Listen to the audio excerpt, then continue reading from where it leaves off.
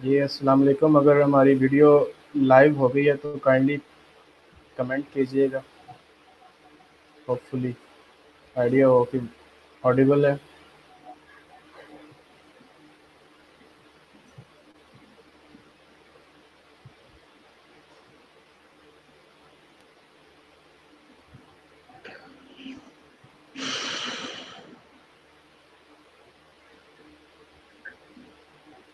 चले, hopefully comment से पता चल जाएगा कि ऑडिबल और विजिबल है। मेरी तरफ से तो शो हो रहा है सारा। जी अस्सलाम वालेकुम Facebook developer circle Faisalabad and all other audience, जो जो भी हमें जहाँ जहाँ भी बैठे देख रहे हैं या सुन रहे हैं। तो जैसा कि आप सभी को मालूम है कि फेसबुक डेवलपर सर्कल के जो मीटअप्स थे, ऑफलाइन मीटअप्स, अब वो 2021 तक ऑनलाइन होंगे।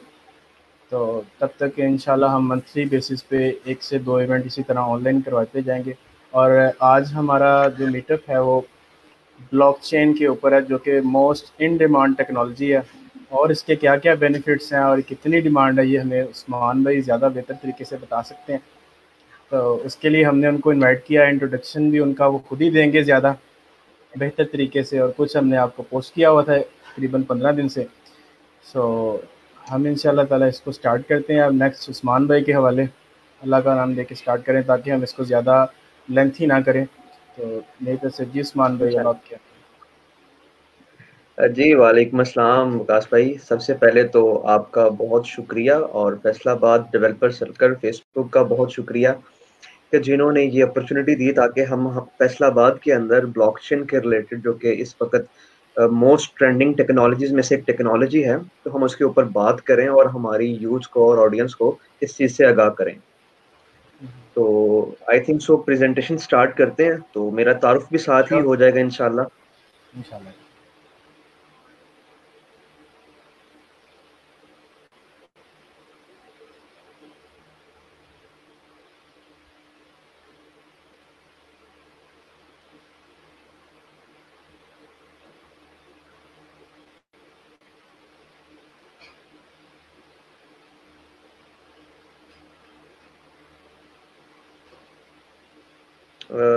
मेरी स्क्रीन शेयर होगी आपको? मेरे पास अभी स्क्रीन में आई नहीं। तो मैं देखता हूँ।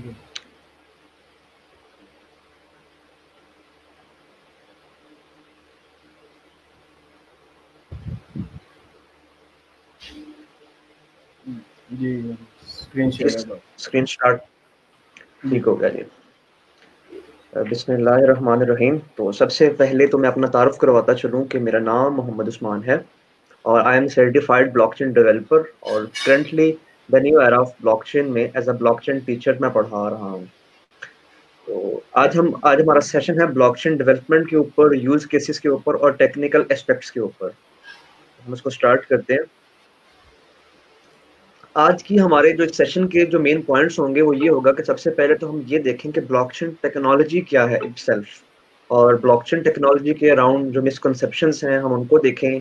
डिस्ट्रीब्यूटेड लेजर टेक्नोलॉजी कैसे काम करती है, टोकनाइजेशन इकोनॉमी या जो डी एप्स हैं जिसको हम वेब 3.0 कहते हैं, हम उसके बारे में देखेंगे ब्लॉकचेन डेवलपमेंट के लिए, और फिर उसके यूज केसेस और रियल वर्ल्ड एप्लीकेशन फिनोमिना जो जो यूज होंगे, हम इन चीजों के बारे में इस सेशन के अंदर देखेंगे।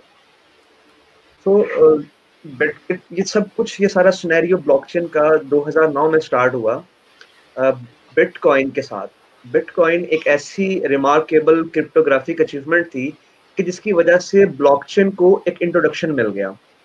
ऑल दो ब्लॉकचेन 1991 के अंदर, 1992 के अंदर बहुत सारे लोगों ने मतलब इसके ऊपर काम किया, बट कोई ऐसी अचीवमेंट नहीं कर सकते जिसकी वजह से लोग ब्लॉकचेन की तरफ अट्रैक्ट होते हैं। तो 2009 के अंदर पहली जो एप्लीकेशन थी ब्लॉकचेन की वो बिटकॉइन थी। तो बिटकॉइन बेसिकली एक ऐसी चीज उन्होंने बना दी थी कि हम ऑनलाइन रहते हुए, हम अपनी प्रेजेंस को, अपने पैसे को ऑनलाइन रखते हुए उसको कभी भी डुप्लीकेट नहीं किया जा सकता। जैसे कि आज हम कॉपी करते हैं चीजों को, तो ऑनलाइन में आपकी चीज को कॉपी नहीं किया जा सकता। अगर हम बात करते हैं कि बिटकॉइन क्या करेगा या कैसी टेक्नोलॉजी उन्होंने बना दी थी, तो बिटकॉइन एक हमारे प्राइवेट पार्टी है, उसके एक प्रेसिडेंट ने एक बात की थी कि बिटकॉइन वो काम करेगा जो कि पोस्ट ईमेल ने पोस्टल इंडस्ट्री के ऊपर कर दिया था। जैसे ही ईमेल आई तो पोस्टल इंडस्ट्री का काम खत्म हो गया, क्योंकि सब लोग पोस्टल चीजों को छोड़ के ईमेल की तरफ आ गए। तो ब्लॉकचेन के जो बेनिफिट्स हैं, वो सबसे पहली चीज तो ये है कि ब्लॉकचेन को हम पब्लिकली वेरीफाइबल कर सकते हैं, कि इसके अंदर कोई भी किसी किस्म का झूठ नहीं बोल सकता, कोई स्कैम नहीं कर सकता। फिर अकाउंटेबिलिटी होती है हर एक चीज की। और इसके अंदर हमारे बिजनेस ऑटोमेशन के लिए हमारे पास टूल्स हैं जिसको हम स्मार्ट कॉन्ट्रैक्ट्स कहते हैं। फिर उसके बाद हमारे जितने भी फूड चेन हैं, जो कि सप्लाई चेन्स वगैरह हैं, हम उनको ट्रैक नहीं कर पा रहे आज प्रॉपरली, क्योंकि उसकी वजह से बहुत सारी डेथ्स हो रही हैं, एक्सपायरी फूड हो रहा लोग खा रहे हैं। तो हम उसको भी ट्रैक कर पाएंगे with the help of blockchain. और हमारी जो ट्रांजैक्शन कॉस्ट है, जो बैंक के थ्रू हम ट्रांजैक्शन करते हैं, या ऑल दो हम थर्ड पार्टी के थ्रू कोई भी ट्रांजैक्शन करते हैं, तो उसके अंदर हमारी जो ट्रांजैक्शन कॉस्ट है वो बहुत ज्यादा आ रही हैं। तो ब्लॉकचेन के जरिए हम उन ट्रांजैक्शन कॉस्ट को भी खत्म कर सकते हैं, और सबसे मेन चीज कि हम मिडल मैन को खत्म कर सकते हैं। लेकिन रुकिए, ब्लॉकचेन टेक्नोलॉजी क्या है? अब ब्लॉकचेन के बारे में इतना कुछ सुन तो लिया कि ब्लॉकचेन ब्लॉकचेन है, और बिटकॉइन एक बहुत जबरदस्त एप्लीकेशन थी, लेकिन ब्लॉकचेन को हम थोड़ा सा टेक्निकली देखते हैं। तो ब्लॉकचेन की जो टर्म थी, बेसिकली 2009 के अंदर सतोशी नाकामोटो एक बंदे ने, जो कि अपना बिटकॉइन के व्हाइट पेपर के अंदर उसने इंट्रोड्यूस तो करवाई उसने, लेकिन इसको 1991 के अंदर, जैसे कि मैंने पहले जिक्र किया, ऑलरेडी कुछ साइंटिस्ट क्रिप्टोग्राफर इसके ऊपर काम कर रहे थे। So blockchain is a growing list of records called blocks. तो ब्लॉकचेन के अंदर आपके तमाम रिकॉर्ड्स होते हैं जो कि डे बाय डे ग्रो कर रहे होते हैं, और वो तमाम के तमाम ब्लॉक्स एक दूसरे के साथ क्रिप्टोग्राफिक हैश फंक्शन के जरिए लिंक होते हैं।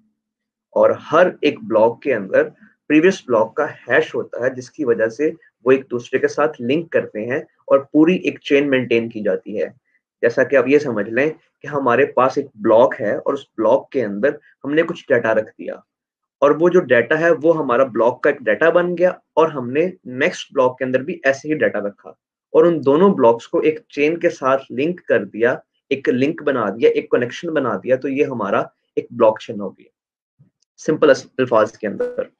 अगर हम देखते हैं तो आसान लफ्जों में समझने की ये कोशिश करें कि ब्लॉकचेन एक इवेंट ट्रैकिंग सिस्टम है, कि जिसके अंदर टाइम के साथ कोई भी इवेंट होता है तो वो रिकॉर्ड किया जाता है। और जो smart contracts running on the blockchain allow actions to be taken on the events and transaction. Smart contracts basically आपके जैसे हमारे लीगल कॉन्ट्रैक्ट्स होते हैं, कि अगर ये काम हो गया तो ही ये काम होगा, अगर ये चीज ऐसी होगी तभी कोई चीज होगी। तो इसी तरीके से हम स्मार्ट कॉन्ट्रैक्ट्स को यूज कर सकते हैं अपनी बिजनेस लॉजिक लेयर इंप्लीमेंट करने के लिए। Blockchain is a workflow platform now being implemented in financial contracts, supply chains, quality tracking, shipping, international transactions, international currency exchange transfer, and unlimited possibilities. So blockchain को हम बहुत सारे industries में use कर सकते हैं। ऑल दो इसके भी यूज केसेस इतने मेच्योर नहीं है, या इंडस्ट्री इतनी मेच्योर नहीं है, लेकिन अभी बहुत कुछ ऐसा है जिसको एक्सप्लोर करना बाकी है, जहां पे हम ब्लॉकचेन को यूज कर सकते हैं। ब्लॉकचेन एक ट्रस्टलेस सिस्टम है। ब्लॉकचेन के अंदर किसी भी पार्टी को, लाइक मिस्टर ए को मिस्टर बी के ऊपर ट्रस्ट नहीं करना पड़ेगा, क्योंकि ब्लॉकचेन का जो एक स्ट्रक्चर है, एक उसका जो डाटा स्ट्रक्चर है, वो ऐसे डिजाइन किया गया है कि किसी भी पार्टी को दूसरी पार्टी से ट्रस्ट नहीं करना पड़ रहा। और इस चीज को बनाने के लिए, कि इस सिस्टम को ट्रस्टलेस बनाने के लिए एक कंसेंसस का एल्गोरिदम डिजाइन किया गया है। ऑल दो कंसेंसस एल्गोरिदम क्या है वो भी हम थोड़ा सा आगे चल के देखते हैं। कंसेंसस क्या चीज है, और ट्रस्ट इन डिस्ट्रीब्यूटेड लेजर के अंदर कैसे मेंटेन किया जाए। जैसे कि अगर हम रियल लाइफ के अंदर ये करते हैं कि अगर हम दो लोगों को जानते हैं, तो हम ट्रांजैक्शन भी उन दो लोगों के साथ ही करेंगे, ना कि हम किसी अननोन बंदे के साथ कर सकते हैं। ये भी हमारी एक लिमिटेशन थी ट्रेडिशनल सिस्टम की। तो ब्लॉकचेन ने क्या किया? ब्लॉकचेन ने एक कंसेंसस का एल्गोरिदम डिजाइन किया, जिसको सबसे पहला कंसेंसस का एल्गोरिदम प्रूफ ऑफ वर्क था, देन प्रूफ ऑफ स्टेक, और इस तरह के बहुत सारे एल्गोरिदम्स आते गए। लेकिन ये करता क्या है? कंसेंसस बेसिकली उसको कहते हैं कि नेटवर्क के अंदर अगर 10 पार्टिसिपेंट्स हैं, या एक घर के अंदर 50 पार्टिसिपेंट्स हैं, तो वो सब के सब एक चीज के ऊपर एग्री कर रहे हैं। तो जब तमाम लोग एक चीज के ऊपर एग्री कर जाएंगे, तो हम कह देंगे कि ये एक कंसेंसस हो गया। तो बिटकॉइन के अंदर हम प्रूफ ऑफ वर्क को यूज करते हैं, इथेरियम के अंदर भी प्रूफ ऑफ वर्क यूज हो रहा है, लेकिन इथेरियम प्रूफ ऑफ स्टेक की तरफ मूव कर रहा है। अब सबसे मेन पॉइंट जो अक्सर लोगों को समझ नहीं आता वो ये होता है कि सेंट्रलाइज्ड और डिसेंट्रलाइज्ड और डिस्ट्रीब्यूटेड सिस्टम के अंदर क्या फर्क है। सेंट्रलाइज सिस्टम बेसिकली ये होता है कि जैसे कि एक सिंगल अथॉरिटी होती है, जैसे कि हम बैंक्स की बात करते हैं, ऑर्गेनाइजेशंस की बात करते हैं, तो ये सारी के सारी जितनी भी ट्रांजैक्शंस हैं, हमारे जितने भी नोड्स हैं, वो एक पार्टिसिपेंट के एक सिंगल अथॉरिटी के ऊपर डिपेंड कर रहे होते हैं। उनकी तमाम ट्रांजैक्शन उसी सिंगल पार्टी से हो रही होती हैं।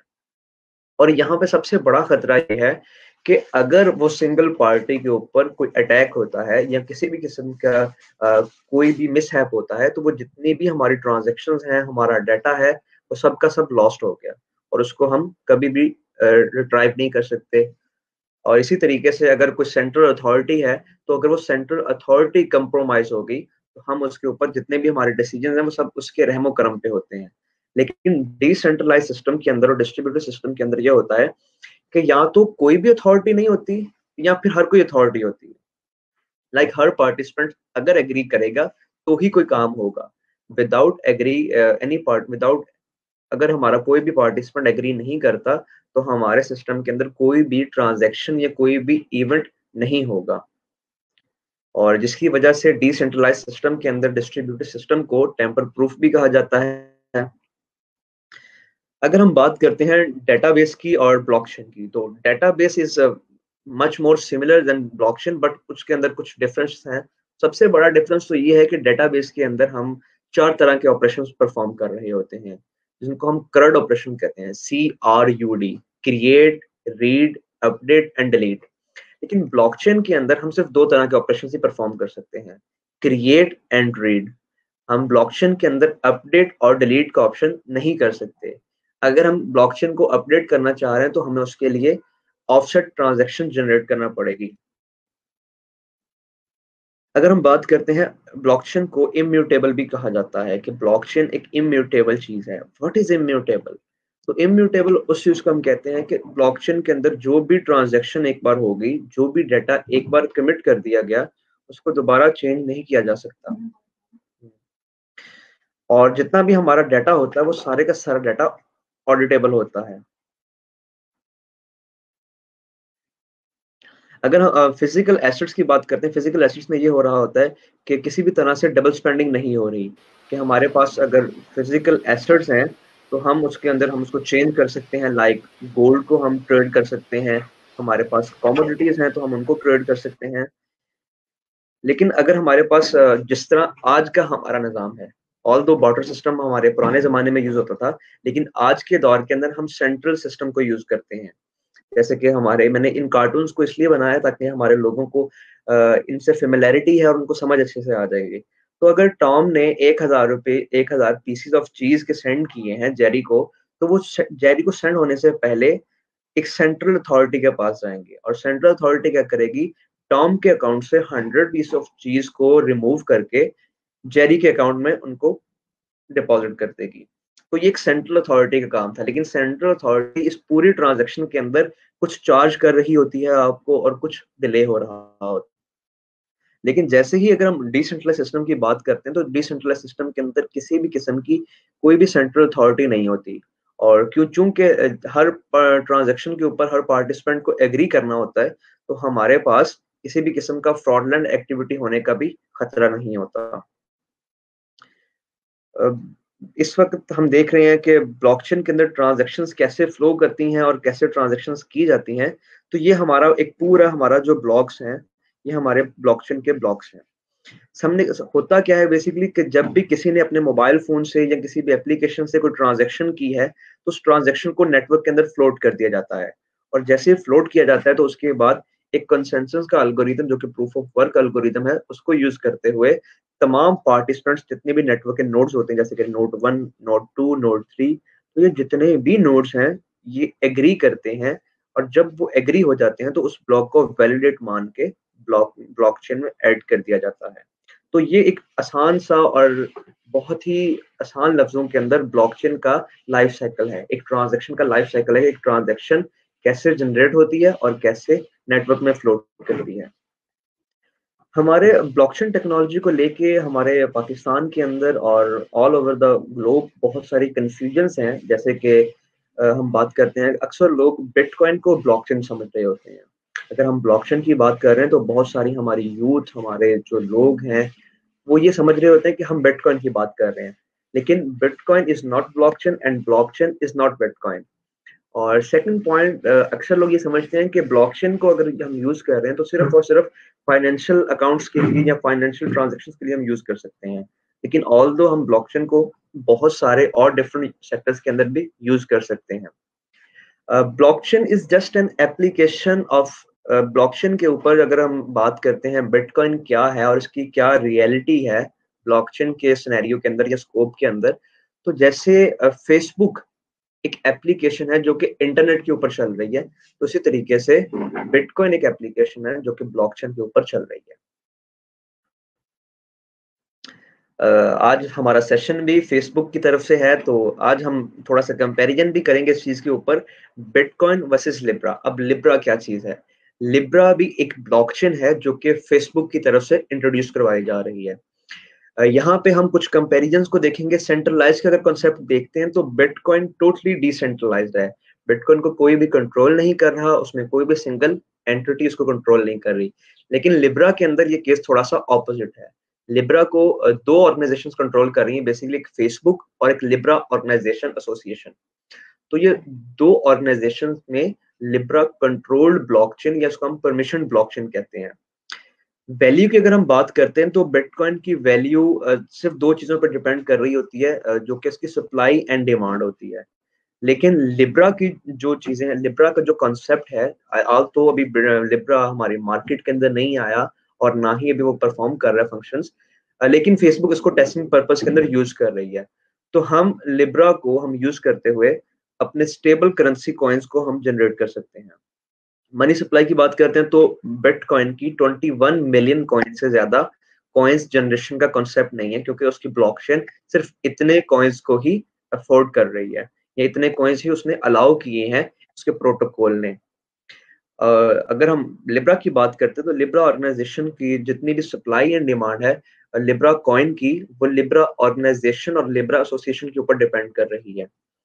ब्लॉकचेन की टाइप के ऊपर हम बात करते हैं तो बिटकॉइन की ब्लॉकचेन जैसे कि डिसेंट्रलाइज्ड सिस्टम है, तो उसके अंदर परमिशन लेस ब्लॉकचेन है बिटकॉइन की। अगर हम लिब्रा की बात करते हैं तो लिब्रा की ब्लॉकचेन परमिशनड है। लिब्रा की ब्लॉकचेन लिब्रा ऑर्गेनाइजेशन और लिब्रा एसोसिएशन के अंडर है। सो जब भी कोई डिसीजन लिया जाता है तो उसको लिब्रा एसोसिएशन अगर वैलिड करती है तभी वो डिसीजन होगा। लिब्रा ब्लॉकचेन के ऊपर हम बात करते हैं थोड़ी सी। Libra blockchain is a permission blockchain. You can write smart contracts like Ethereum. हम लिब्रा की ब्लॉकचेन के ऊपर भी एप्लीकेशंस बना सकते हैं, जैसे कि हम एथेरियम की एप्लीकेशन, एथेरियम के ऊपर हम अपने स्मार्ट कॉन्ट्रैक्ट लिख सकते हैं, डीएप बना सकते हैं। तो हम इसी तरीके से लिब्रा की ब्लॉकचेन के ऊपर भी काम कर सकते हैं। और लिब्रा के प्लेटफॉर्म के ऊपर आपको काम करने के लिए या स्मार्ट कॉन्ट्रैक्ट्स लिखने के लिए आपको मूव लैंग्वेज को सीखना पड़ेगा। और आप लिब्रा एसोसिएशन की ब्लॉकचेन के ऊपर आप डिफरेंट एप्लीकेशंस बना सकते हैं। और ये जितने भी लिब्रा के कॉइन्स हैं, ये सब के सब लिब्रा रिजर्व के ऊपर या आपके गवर्नमेंट के रिजर्व कैश के ऊपर बेस कर रहे होंगे। और इसको आप किसी भी वक्त लिब्रा कॉइन को जब ये मार्केट में आता है तो उसको आप अपनी लोकल करेंसीज के अंदर कन्वर्ट कर सकते हैं। लेकिन ऑल दो फेसबुक के जितने भी एसोसिएट्स हैं या जितने भी फेसबुक अभी काम कर रही है रेगुलेशंस के साथ, रूल्स एंड रेगुलेशन के साथ। हमारी जितने भी सेंट्रल अथॉरिटीज हैं जैसे कि IMF, स्टेट बैंक और हर कंट्री के जो सेंट्रल बैंक्स हैं, उनके साथ उनके रूल्स एंड रेगुलेशन के ऊपर काम कर रही है। अब हम बात करते हैं एथेरियम और टोकनाइजेशन की। Ethereum is a public open source blockchain based distributed software platform that allows developers to build and deploy decentralized application. तो Ethereum भी ब्लॉकचेन की, बिटकॉइन ब्लॉकचेन की तरह एक पब्लिक और ओपन सोर्स प्लेटफॉर्म तो है, लेकिन Ethereum के अंदर जो सबसे प्लस पॉइंट था 2015 के अंदर Ethereum की ब्लॉकचेन लॉन्च की गई, तो उसके अंदर प्लस पॉइंट ये डिस्क्राइब किया गया कि आप Ethereum के ऊपर डिसेंट्रलाइज्ड एप्लीकेशन बना सकते हैं और उन एप्लीकेशन के ऊपर आप अपनी बिजनेस लॉजिक लेयर को इम्प्लीमेंट कर सकते हैं। और इथेरियम ब्लॉकचेन की एक अपनी करेंसी है जिसको हम ईथर कहते हैं। इथेरियम एंड टोकनाइजेशन के ऊपर जो सेकंड हमारा स्लाइड है उसके ऊपर हम ये देखेंगे कि हम इथेरियम के ऊपर एसेट टोकन्स बना सकते हैं जो कि रियल वर्ल्ड वैल्यू के ऊपर बेस कर रहे हैं। लाइक अगर हमारे पास 100 अपार्टमेंट्स हैं हमारे पास, हम उनको रेंट आउट करना चाह रहे हैं तो हम उसके ऊपर टोकन इशू कर सकते हैं, और जब भी कोई पार्टिसिपेंट हमें ब्लॉकचेन में पे करेगा तो ऑटोमेटिकली उस अपार्टमेंट के राइट्स उस पार्टिसिपेंट को ट्रांसफर कर दिए जाएंगे। फ्रैक्शनल ओनरशिप, लाइक अगर हमारे पास मैं बात करता हूँ कि हमारे पास स्टोरेज है, मेरे पास 1000 TB स्टोरेज है, तो मैं उसको रेंट आउट करना चाह रहा हूँ कि मतलब अगर कोई किसी पार्टिसिपेंट को जरूरत है तो वो 1 TB मुझसे ले ले। क्लाउड स्टोरेज की अगर हम बात करते हैं, हम इसको उस टोकनाइजेशन को भी यूज करके हम अपनी क्लाउड स्टोरेज दे सकते हैं। फिर उसके बाद ट्रेड के अंदर आप यूज कर सकते हैं, कॉमर्स के अंदर और बिजनेस प्रोसेस ऑटोमेशन के अंदर आप इथेरियम टोकनाइजेशन को यूज कर सकते हैं। बेसिकली स्मार्ट कॉन्ट्रैक्ट्स का जितना भी काम है वो ये है कि हमारे जितनी भी ट्रांजैक्शन होती हैं उसके अंदर मिडलमैन इन्वॉल्व होता है। तो स्मार्ट कॉन्ट्रैक्ट्स हमारे मिडलमैन को रिमूव करते हैं बीच में से, और हमें अलाउ करते हैं कि हम डायरेक्टली पार्टी के साथ इंटरेक्ट करके अपनी ट्रांजैक्शन को फुलफिल कर सकें।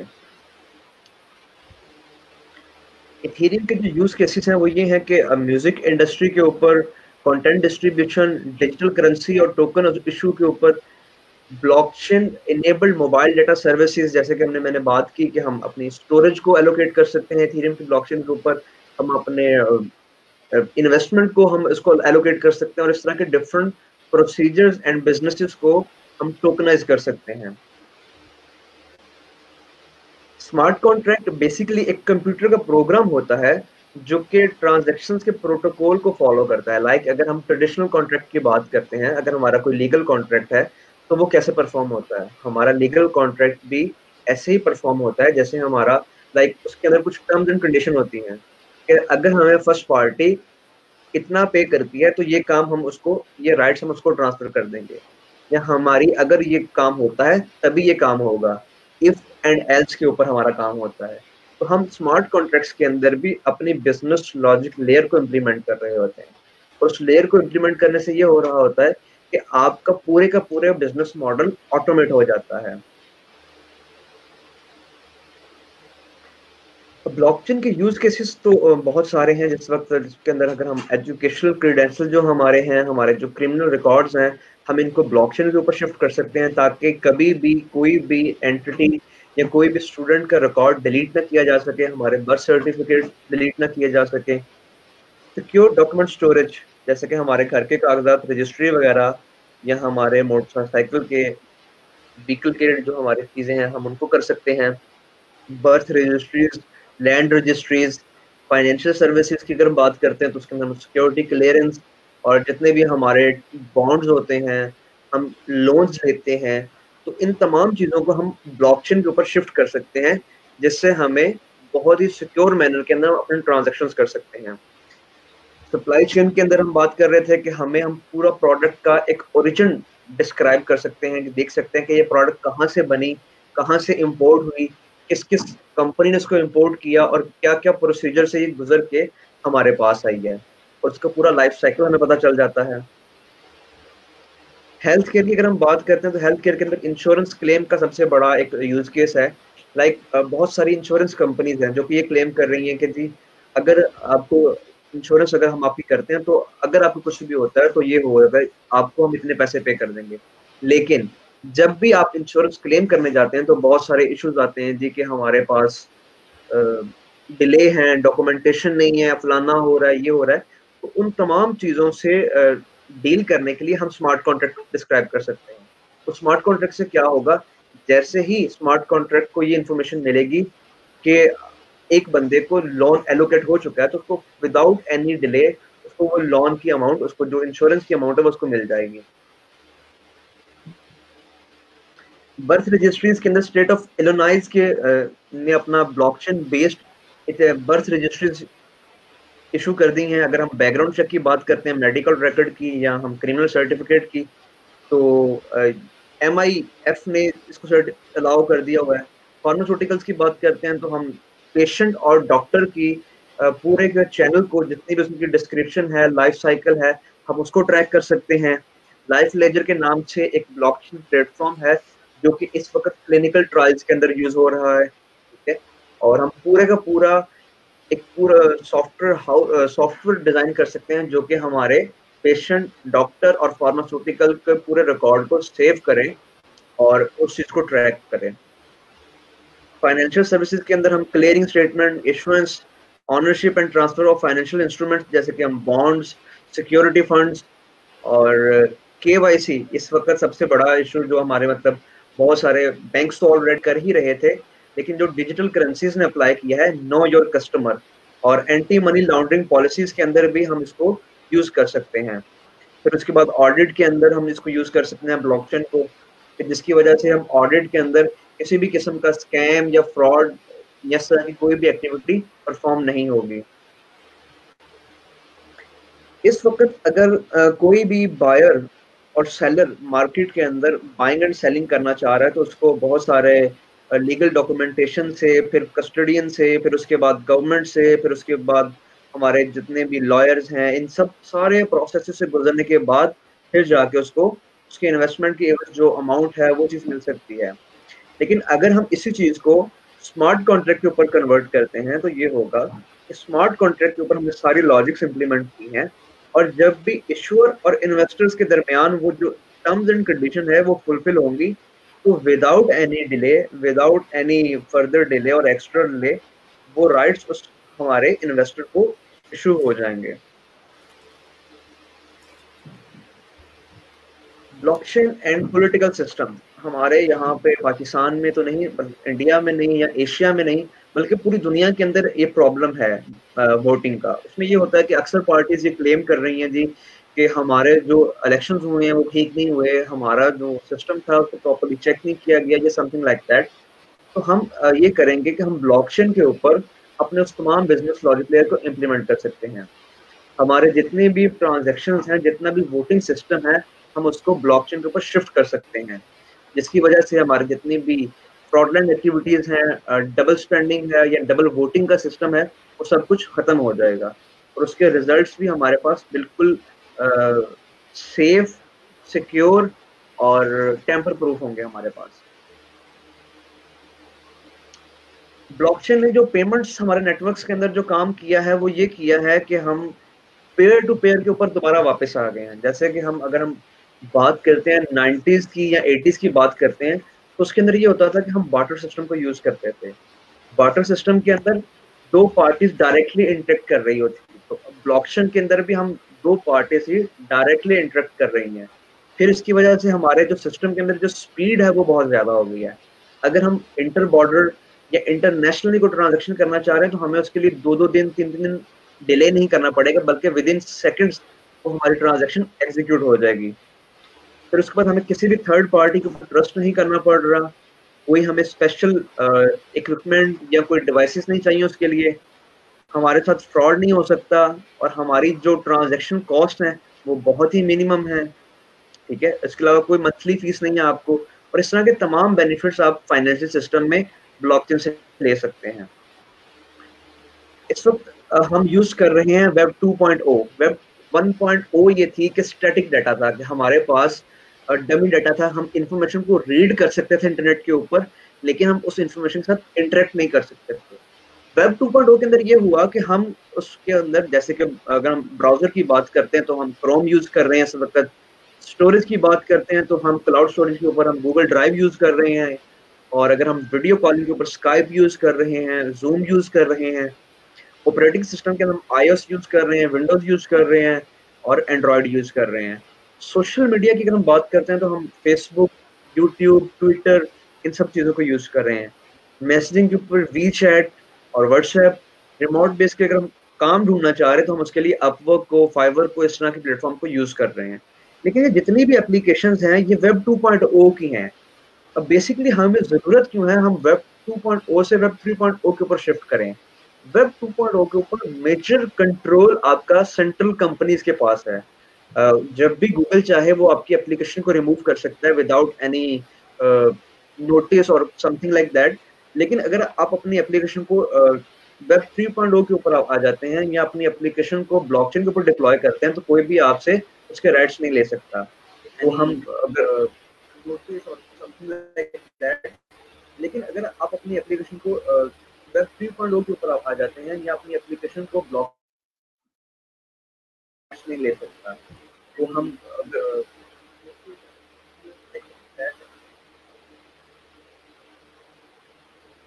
आई थिंक सो विकास भाई आपका माइक ऑन है, उसकी वजह से ना ये इको जनरेट हो रही है।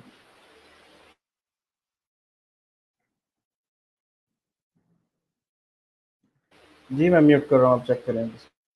ठीक है। ओह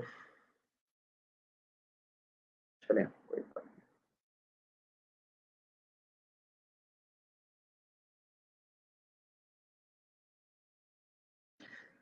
सो अगर हमारे पास ब्राउजर के ऊपर बात करते हैं तो हम ब्रेव ब्राउजर को यूज कर सकते हैं जो कि वेब 3.0 और डिस्ट्रीब्यूटेड सिस्टम के ऊपर काम कर रहा है। स्टोरेज के ऊपर हम काम कर सकते हैं। स्काइप को रिप्लेस करने के लिए एक्सपर्टी प्लेटफॉर्म आ चुका है, ठीक है। ऑपरेटिंग सिस्टम के अंदर यूएस प्लेटफॉर्म अभी काफी मेच्योर हो चुका है, ठीक है। और इसी तरीके से और बहुत सारे प्लेटफॉर्म्स हैं। स्ट्रीमइट को आप यूज कर सकते हैं सोशल मीडिया, वहाँ पे आप आर्टिकल राइट कर सकते हैं, पिक्चर्स पोस्ट कर सकते हैं। और इसी तरीके से इथलैंस एक आपका फ्री ऑफ कॉस्ट, मतलब उसके ऊपर आप चार्ज तो करते ही हैं वो आपको, लेकिन वो आपका एक डिसेंट्रलाइज सिस्टम है। वेब 3.0 के ऊपर वो एप्लीकेशन जनरेट की गई है। वॉलेट चेन एक ऐसी एप्लीकेशन है जो कि हमने बात की थी वोटिंग सिस्टम के ऊपर, जो कि एक बहुत बड़ा इश्यू था। तो वॉलेट चेन एक ऐसा सिस्टम है जिसके ऊपर आप अपनी ट्रांजैक्शन को, अपनी वोटिंग को आप कास्ट कर सकते हैं। और ये एक रियल वर्ल्ड एप्लीकेशन है, उसको आप जाके गूगल के ऊपर चेक भी कर सकते हैं और पूरा काम आप इससे ले सकते हैं। और हम अपने सेशन के बिल्कुल आखिरी मराहिल की तरफ हैं कि जिसके ऊपर हम ये देखेंगे कि इस वक्त ब्लॉकचेन के डेवलपर की, हमने ये तो देख लिया कि ब्लॉकचेन डेवलपर क्या होता है, ब्लॉकचेन डेवलपमेंट क्या होती है और इसके सारे प्रोसेसेस क्या हैं। तो ब्लॉकचेन के एक डेवलपर की इस वक्त मार्केट के अंदर जो एवरेज पर ईयर सैलरी है वो $1,62,000 के राउंड अबाउट है।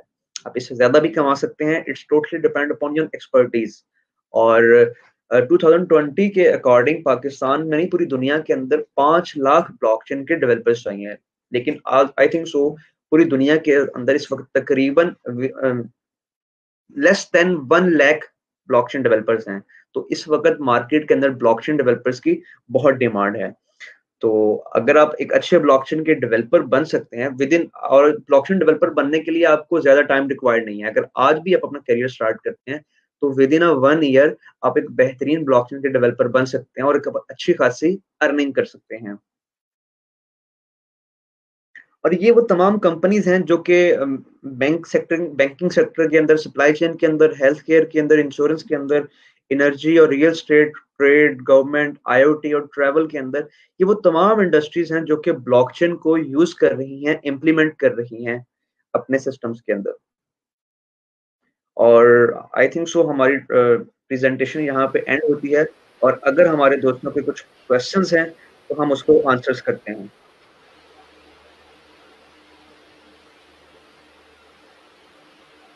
जी विकास भाई।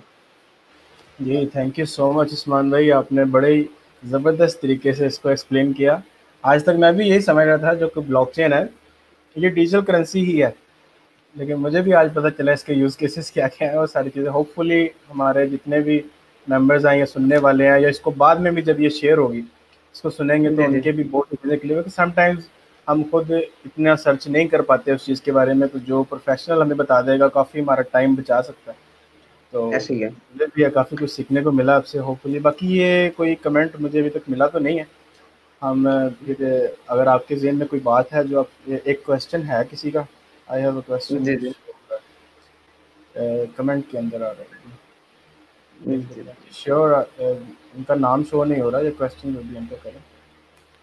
चलें वो क्वेश्चन करते हैं तो उसको आंसर करते हैं। हाँ एक मेरे कुछ जानने वाले लोगों के अंदर मिसकंसेप्शन ये है कि वो अक्सर लोग ये इस चीज को कंफ्यूज कर रहे हैं जी कि ब्लॉकचेन और बिटकॉइन का इस्तेमाल हलाल है या नहीं है, या क्रिप्टो करेंसीज हलाल है या नहीं है। तो इसके ऊपर बहुत सारे आर्टिकल्स आपको मिल जाएंगे, बहुत सारे फतवे मिल जाएंगे आपको और बहुत सारी ऐसी चीजें मिल जाएंगी। 2016 के अंदर जब मैंने इस इंडस्ट्री के अंदर स्टार्ट किया तो बहुत सारे लोग ये बात कर रहे थे कि ब्लॉकचेन हराम है, बिटकॉइन हराम है, डिजिटल करेंसीज हराम है। तो उन लोगों के लिए अगर तो आप डिटेल आंसर चाह रहे हैं तो उसके लिए आप एक बुक है बिटकॉइन, ब्लॉकचेन और क्रिप्टो करेंसी बाय ज़िशानुल हसन उस्मानी। आप उस बुक को रीड करें। उस बुक के अंदर आपको बहुत सारा नॉलेज मिल जाएगा कि आप उस चीज को कैसे पूरी पैसे की हिस्ट्री क्या थी, अभी क्या है, और आने वाले फ्यूचर के अंदर जो हम डिजिटल करेंसी यूज करेंगे तो उसका लीगल स्टेटस भी क्या है और उसका शरी स्टेटस भी क्या है। लेकिन एक पॉइंट यहाँ पे मैं जो क्लियर करना चाहूंगा वो ये है कि ब्लॉकचेन एक टेक्नोलॉजी है। जैसे कि हम क्लाउड को यूज करते हैं, आर्टिफिशियल इंटेलिजेंस को यूज करते हैं, तो आर्टिफिशियल इंटेलिजेंस एक टेक्नोलॉजी है। लेकिन आर्टिफिशियल इंटेलिजेंस के ऊपर अगर कोई भी चीज बनाई जा रही, जैसे कि कोई भी एप्लीकेशन बनाई जाए, जो कि एप्लीकेशन को हम गलत पर्पस के लिए यूज करें, तो ऑल्दो वो हराम होगा। लेकिन आर्टिफिशियल इंटेलिजेंस अपनी नेचर के अंदर वो हराम नहीं है। ठीक है, तो ब्लॉकचेन एक टेक्नोलॉजी है, तो ब्लॉकचेन के ऊपर कोई ऐसा क्वेश्चन नहीं है कि ये हराम है और हलाल है। Blockchain is just a technology. Bitcoin की अगर आप बात करते हैं तो बिटकॉइन इटसेल्फ इन नेचर तो वो एक आप उसको यूज कर सकते हैं, लेकिन अगर आप उसका यूज गलत करते हैं, जैसे कि एक गन है आपके पास, तो आप उस गन को गलत यूज करते हैं तो ऑल दो उसके वो साइड इफेक्ट्स भी हैं और वो नाजायज भी है। लेकिन उसका इस्तेमाल आपके ऊपर डिपेंड करता है वो आप कैसे करते हैं। तो आई थिंक सो ये उनका क्वेश्चन का आंसर हो गया। अभी हमारे एक दोस्त ने पूछा दिया, what do you think about blockchain adoption in Pakistan, how are the local industries and businesses going to accommodate blockchain. जी बिल्कुल, ये बड़ा पॉपुलर क्वेश्चन है। अक्सर लोग ये पूछते हैं जी कि ब्लॉकचेन को हमारा क्या फ्यूचर है और हम पाकिस्तान में रहते हुए क्या ब्लॉकचेन के ऊपर हम काम करें तो हम सक्सेसफुल हो सकते हैं। जी बिल्कुल, आप हो सकते हैं। 2020 के अंदर बहुत सारी ऐसी कंपनीज हैं जो कि आपको ब्लॉकचेन के ऊपर जॉब्स ऑफर कर रही हैं, जिसके अंदर सबसे मतलब बहुत सारी इसलिए लाहौर के अंदर बहुत सारी कंपनीज हैं, कराची के अंदर बहुत सारी कंपनीज हैं, और इस्लामाबाद के अंदर बहुत सारी कंपनीज हैं जो कि आपको ब्लॉकचेन के ऊपर जॉब ऑफर कर रही हैं, इंटर्नशिप ऑफर कर रही हैं। कराची में एक कंपनी है जॉर्ड के नाम से, XORD, आप XORD 360 आप उसको सर्च कर सकते हैं। वो पूरे का पूरी कंपनी ही ब्लॉकचेन बेस्ड है। फिर उसके बाद ब्लॉक 360 इस्लामाबाद बेस्ड कंपनी है, और उनका पूरे का पूरा सेटअप ही ब्लॉकचेन बेस है, मतलब 75% फोकस उनका ब्लॉकचेन के ऊपर है। तो इस वक्त पाकिस्तान के अंदर भी 2019 के अंदर ऑल्दो इतनी अपॉर्चुनिटीज नहीं थी ब्लॉकचेन के डेवलपर्स को लेके, या पाकिस्तान के अंदर इतनी मेच्योरिटी नहीं थी कि पाकिस्तान उस ब्लॉकचेन के डेवलपमेंट को प्रमोट कर सके, या उसके जो डेवलपमेंट के ऊपर हमारे डेवलपर्स की जो स्किल्स हैं उसको इन्हांस कर सके। लेकिन ऑल्दो पाकिस्तान को इस चीज का अंदाजा हो चुका है कि हमारे इस न्यू टेक्नोलॉजी एरा के अंदर, हम फोर्थ इंडस्ट्रियल रेवोल्यूशन के अंदर हम बहुत आगे चल रहे हैं। हमें इंशाल्लाह पाकिस्तान के अंदर बहुत सारी ग्रोथ भी नजर आएगी और बहुत सारी जॉब अपॉर्चुनिटीज भी नजर आएंगी। अगर अभी आपके पास ब्लॉकचेन का कोई टेक्निकल नॉलेज है और आप उसको मैं आपको ये रिकमेंड करूंगा कि आप किसी भी पाकिस्तान के सॉफ्टवेयर हाउस के अंदर एज अ इंटर्नी भी ब्लॉकचेन की जॉब्स कर सकते हैं, ताकि आपको कुछ एक्सपीरियंस आए और उसके बाद आप फ्रीलांस मार्केट प्लेस के ऊपर जाके या अपने डिफरेंट कंपनीज के अंदर उसी कंपनी के अंदर फर्दर पोजीशन को सिक्योर कर सकते हैं। तो पाकिस्तान के अंदर अभी ब्लॉकचेन का करियर बहुत ब्राइट है। पाकिस्तान तो क्या, पूरी दुनिया के अंदर ब्लॉकचेन का करियर बहुत ब्राइट है। लेकिन इसके लिए जो सबसे पहली चीज वो ये है कि आपके पास रेलिवेंट स्किल होनी चाहिए, क्योंकि विदाउट स्किल आप कुछ भी नहीं कर सकते। तो सबसे पहली चीज ये है कि आप अपने स्किल को पॉलिश करें और उसको पॉलिश करके कुछ रियल वर्ल्ड एप्लीकेशन या कुछ सोल्यूशंस डेवलप करें, तो आपको इंटरनेशनल मार्केट के अंदर रिकॉग्नाइजेशन भी मिलेगी और आपको काम भी मिलेगा। आई थिंक सो ये आपके क्वेश्चन का आंसर हो गया। अगर अभी भी कोई आपका क्वेश्चन है या किसी भी हमारे दोस्त का क्वेश्चन है तो वो हमें पूछ लें।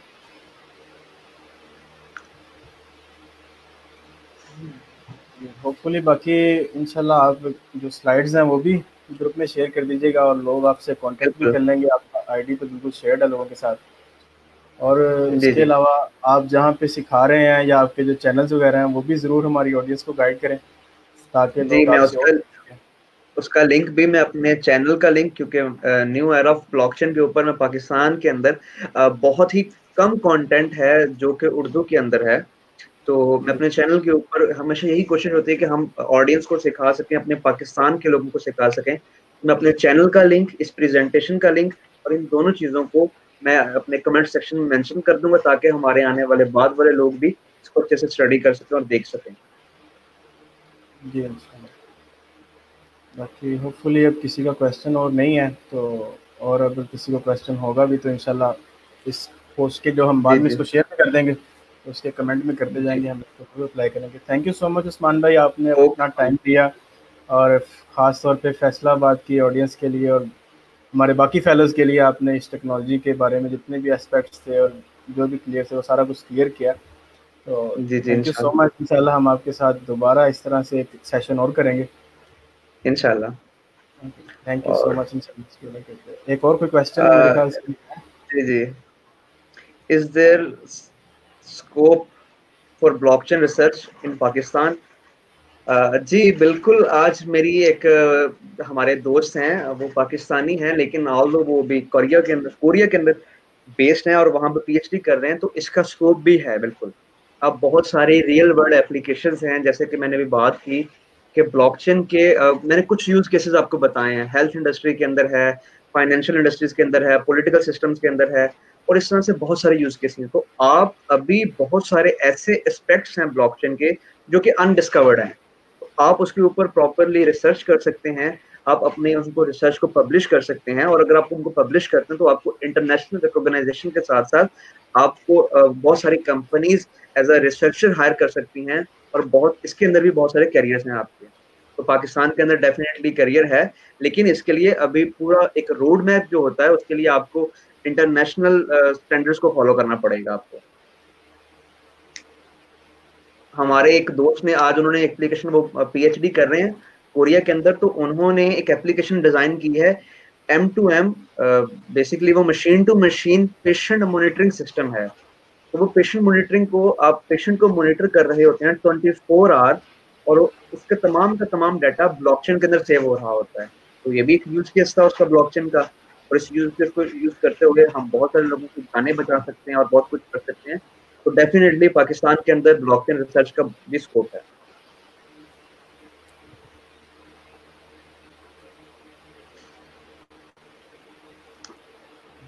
देखते हैं फिर, अगर नेक्स्ट क्वेश्चन कोई नहीं है तो फिर इंशाल्लाह इसको कमेंट करते हैं।